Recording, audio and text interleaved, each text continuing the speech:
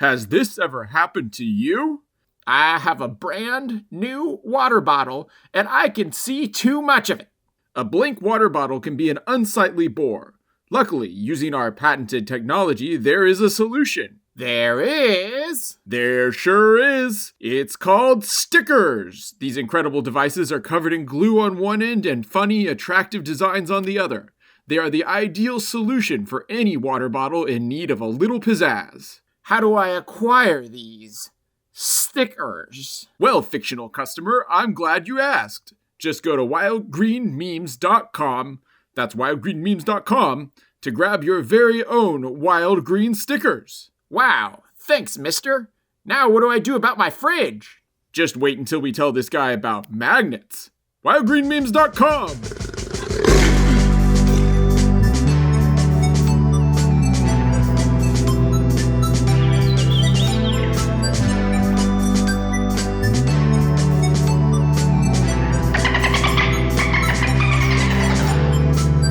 This is Wild Green Streams. I'm Rhett, and today on the show we have senior contributing editor at Mongabay and author Jeremy Hance, here to talk about his career and his recent reporting on the potential discovery of another Sumatran rhino individual. This is a big deal since the species likely has a population of less than 50 animals. Welcome, Jeremy. And how did you come to cover Sumatran rhinos generally and this story specifically?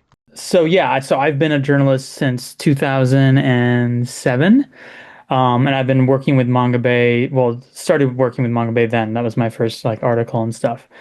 I've been obsessed with the Sumatran rhino for a long time. 2009, I think, is when I first met a Sumatran rhino in real life, which you have to get special permission to do because there's none in captivity and for public viewing, obviously.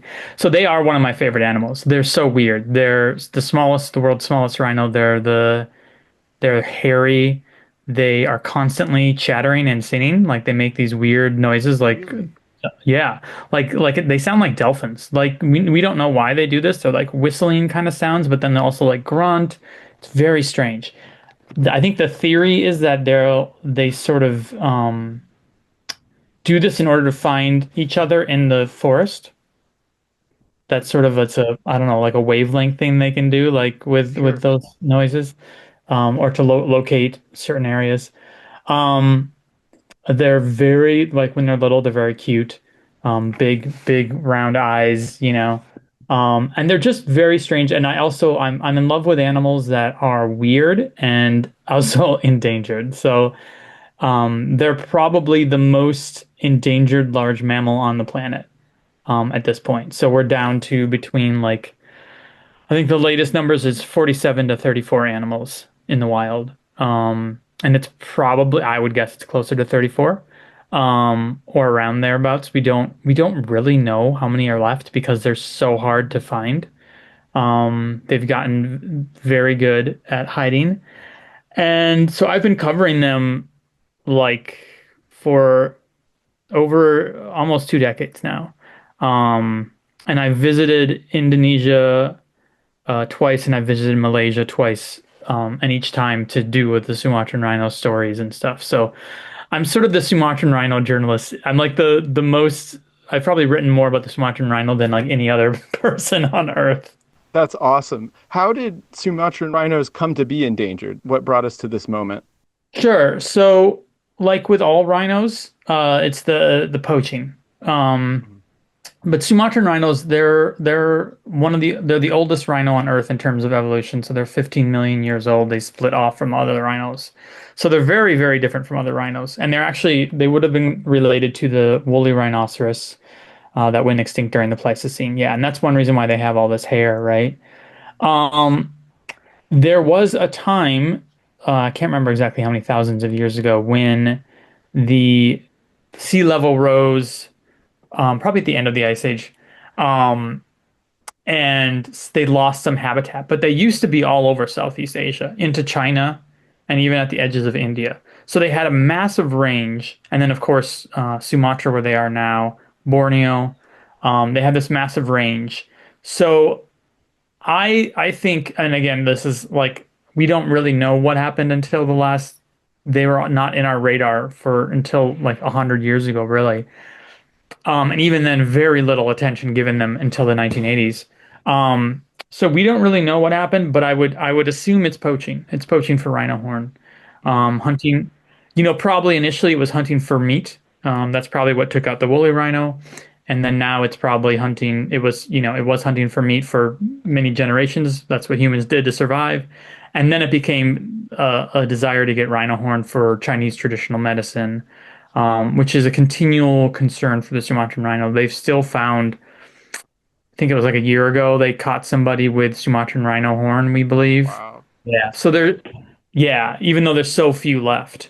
Now, how old that rhino horn is, we Hmm. don't really know. But it really is for the last couple centuries, it was poaching. And then they would get down to a size of population where there'd only be two or three individuals left in a large area. Hmm. And then you're having an issue where they're not finding each other, they're getting too old to breed. And so there's all sorts of these issues that came out when we did try and start capturing them for breeding because we were getting old animals because they had breeding issues. Um, but eventually we've found some success in captive breeding. Is the situation that there's actually habitat for them out there that's just Yeah, empty because of the hunting? 100%. That's crazy. That's such an unusual problem. It's usually habitat kind of neck and neck with poaching. Yeah, so it usually is that. And it's not like Southeast Asia and Indonesia isn't losing forests at an incredible rate, right? They Mhm. are. Borneo, Indonesia, Southeast Asia has lost a lot of forest. But there's still a lot of highland forests. There's still a lot of areas where they used to live, where they don't live, that has forests. I've been to parks where there was a population, and they said they told this is back in 2009, and they were like, "Oh yeah, we think there's probably 40 rhinos here." There's none there now. So Wow. it's not that we don't have capacity to have them. Um, it's just that they're being hunted out. It's kind of like a similar situation to certain species of tiger or subspecies of tiger, Mhm. where there is land, but the tigers have just been wiped out of those areas in Southeast Asia for poaching or snaring too is a really big issue. How did you come to this particular story? So because I've been writing about Sumatran rhinos for so long, I kind of have some really good sources that I go to. Mhm. And International Rhino Foundation is one of them. And what happened was there was every 3 years they release a report about rhino populations, and so they'll release this and it'll be like an update on, okay, how are the black rhinos doing, how are the white rhinos doing, how are Indian rhinos, etc., etc. And so I saw that Sumatran rhinos, 34 to 47 in the wild, and so I reached out to somebody that I know, Nina Facion. She runs the International Rhino Foundation. Talked to her on the phone, and she was like, "Oh, Jeremy, I have some interesting news for you." Like, and I thought it was gonna be. I honestly thought it was gonna be off the record. Mhm. Like sometimes you'll have sources that will be like, "Ooh, I've got some news," but they'll be like, "This is off the record." But she was like, "You know what? The Indonesian government already shared this on Facebook, so you can write an article about it." So that's how I got the sort of the scoop really on this story. So they thought there could be a rhino or a few rhinos still in this park, but they weren't sure. So they called in Working Dogs for Conservation. Yeah, so Working Dogs for Conservation is an organization that uses dogs to track animals, even plants in some cases, because dogs have such an incredible sense of smell. They can find things that people can't. And so this is a park, Way Kambas National Park down in southern Sumatra, where basically conservationists, there used to be rhinos there. We know there used to be rhinos there. But basically conservationists had sort of given up hope. And I had too. I was like, there's no rhinos left, like there's a theme with these rhinos where you'll assume there'll be rhino tracks for a while, there'll be maybe a couple camera traps, and you'll assume there's a larger population than there actually is. Hmm. They had not been able to camera trap them for years. And so, sort of the word going around the rhino circles was that this park was probably empty of rhinos, most likely. And so, Nina, in her wisdom, was like, okay, it's probably gone. We're pretty sure it's gone, but let's do one last thing to check. We've tried camera traps, we have rangers in the field looking for them. We're doing everything we can on the ground, but let's try this one last thing, which is to bring in working dogs for conservation, bring in this organization. And so they basically took two dogs, flew them over to Sumatra, which must have been quite the journey. Brought them to the Sumatran Rhino Sanctuary, where we have captive rhinos, captive Sumatran rhinos in a breeding program, not for public viewing, but that's for security reasons. The dogs worked with the rhinos, smelled their poop, did it with males, females, juveniles. They have babies there. And then they put the dogs in the wild, and it didn't take very long for the dogs to find what we think is Sumatran rhino scat. I think about that sometimes in my personal life, just with my dog. I'll go for a hike and I'll find a bear track and I'll realize, I mean, my dog probably knows there's bears around in that area all the time. Like it's Yeah. probably not that surprising to them. On its face, it's crazy what they can find. Yes. I mean, and these are literally animals that have somehow large, big animals, even though they're smallest rhino, they're massive, Yeah. and somehow avoiding camera traps for years. Yeah, And that's wild. there's and rangers would tell me this in the field. They'd be like, "Oh no, the rhinos are very good at avoiding camera traps." And I was like, "Really? That seems that seems wishful thinking a little bit." But it could be that they're smelling human scent on them, Huh. and that they're so conditioned to avoiding humans because of poaching over how many generations of rhinos, that they maybe are avoiding those areas, or maybe Wow. those are areas where those are areas that people check. They have to go and check these cameras. So maybe the rhinos are just have gotten better at avoiding them. I don't know if that's true or not. But for some reason, yeah, the dogs were able to pick it up much faster. And so we might have a few more rhinos out there than we thought. Right now, where does it stand? In the article, you said that they had several tests they had to go through to confirm that the poop they found was from Sumatran rhinos. So one of the three tests has come back as a positive for Sumatran rhino. They're in the process of doing the next two tests. I'll probably reach out to them soon. I'm not sure how long these tests take, just to check in. But I was told that they would let me know when they got the final one so we can do another article. And we don't know what that means in terms of numbers. Because we haven't seen them for so long, it probably doesn't mean a lot of rhinos. It probably means a few. Mhm. Maybe only one, maybe two or three, maybe, if we're lucky, four or five, who knows? But we don't really know what that means in terms of numbers.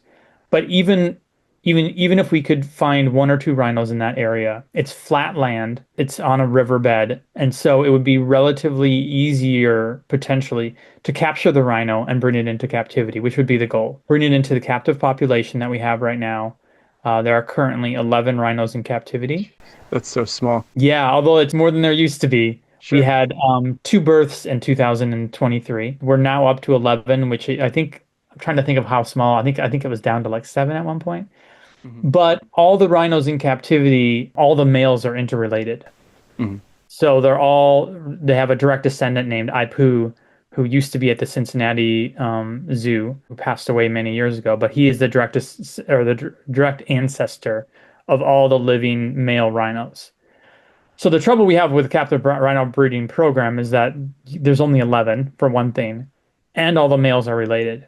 So what we really need to do is find another male or two, hopefully. Females would be great too, obviously, but find some other genetics that we could add to the mix so that the rhinos aren't so closely related. The most recent rhino that was born was a uncle and niece relationship, Mhm. right? And that's not the preference. We Right. don't want to be doing that. But conservationists aren't super concerned about that right now. But like in a generation or two, if we don't get more rhinos, that could become a real issue for their health. Those kind of crazy bottlenecks tend to come back and bite eventually. It's Exactly. always better to do something than nothing, though. So I'm glad that they're even trying with the 11.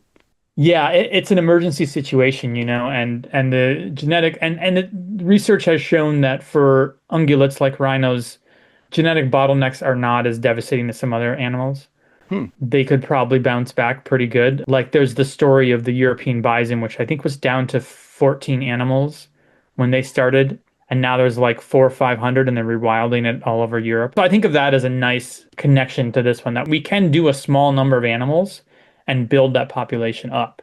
Right. It's just going to take time, and it would be great to have a few more rhinos to really make sure that we can. When you're covering things in general, how do you think about what you're interested in covering? How do you think about a story with regards to conservation or the environment? What you're interested in covering depends on like kind of your position in an organization. Mhm. So like right now I'm an editor and writer, so I do a lot of editing, but I'm also have some leeway since I've been working and been around for a while to like if I see a story like this, I can just go ahead and and write Right. that. Or if I'm working with a specific editor on a specific article, I love writing about weird animals. That's one of my favorite. That's what drew me to the Sumatran rhino in the first place. I love writing about animals that most people have not heard of. People have obviously heard of rhinos, but I bet you a lot of people have never heard of Sumatran rhinos. Mhm. Even in Indonesia, even though that's where they live, it's very little known compared to, say, of course, the tiger or elephant or something like that. But you don't see images of them in Indonesia very much, right? It's not a known quantity. So I really like to write about weird animals. I also do a lot of writing about climate change, geoengineering, indigenous people. Those are probably my other and forests and rainforests, which is what Mongabay is really known for, is our forests and wildlife kind of coverage around the world. That's a really interesting scope that kind of covers the whole gamut. I've written a lot of articles. It's in the thousands. So yeah, all under really the environmental umbrella. But yeah, I've done a lot of writing. It's a real joy to be able to discover new places and new species and write about something you didn't know existed, a week ago.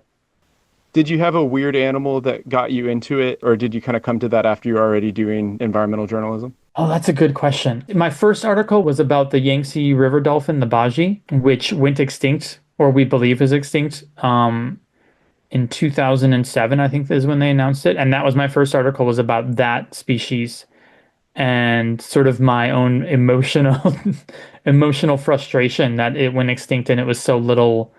It passed through the newspapers and the media without much attention. So that was my first article. So I think, but when I was a kid, I loved wild animals. I was obsessed with all kinds of different animals. I was just loved going to the zoo, wanted to be a zookeeper.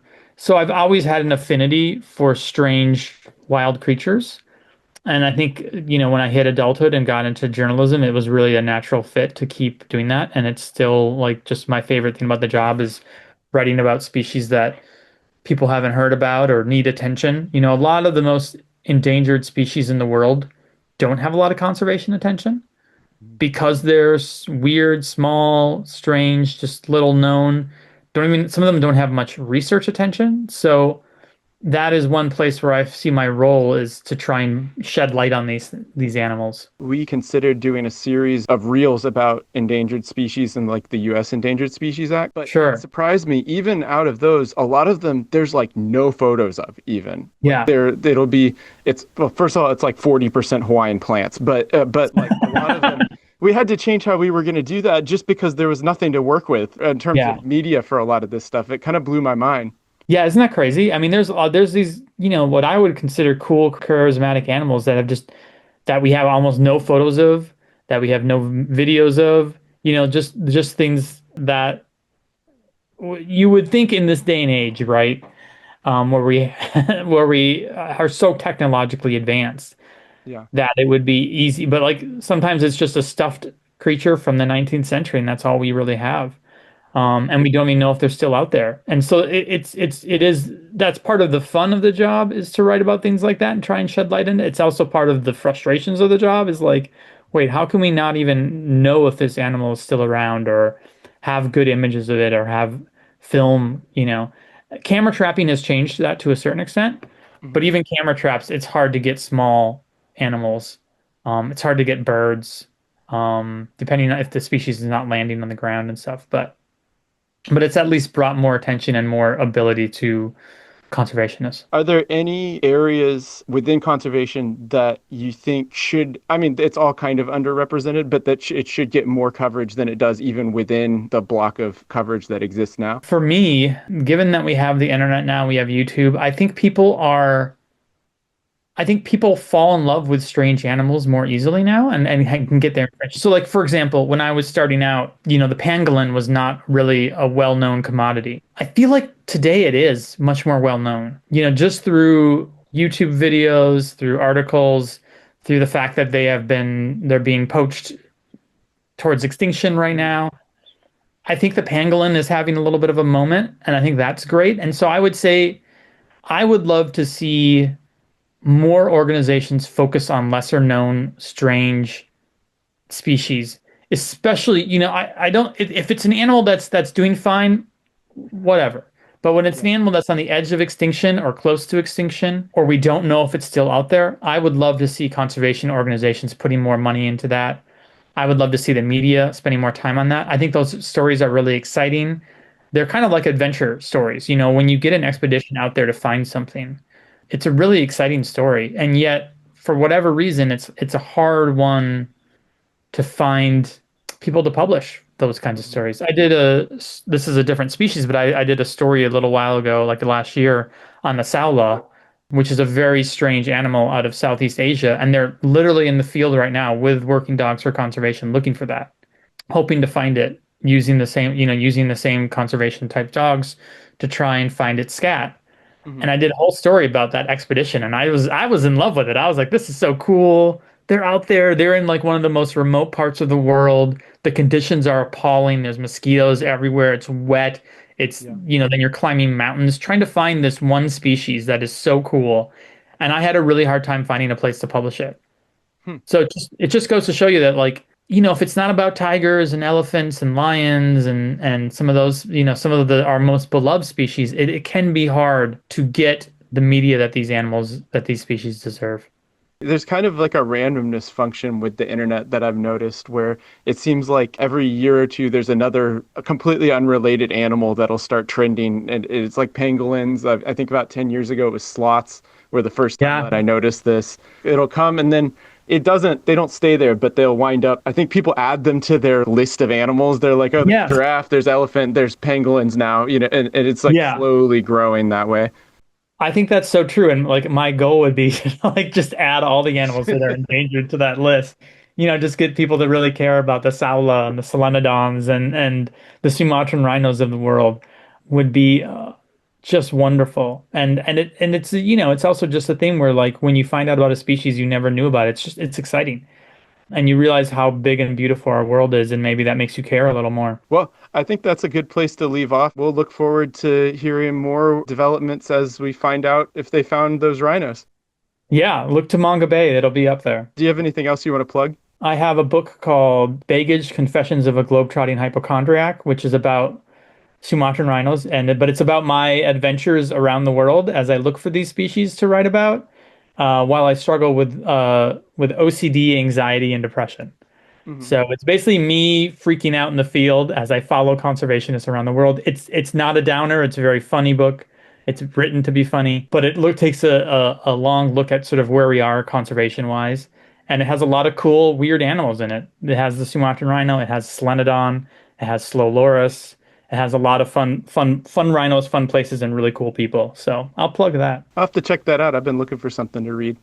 Yeah, Uh, check it out. It's fun. It's a good adventure read with a bad traveler. Thanks, Jeremy. Links to the article and book will be in the description of this episode.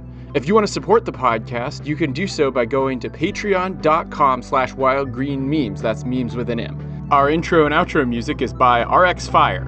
Until next time, I'm Rhett, and happy Year of the Frog.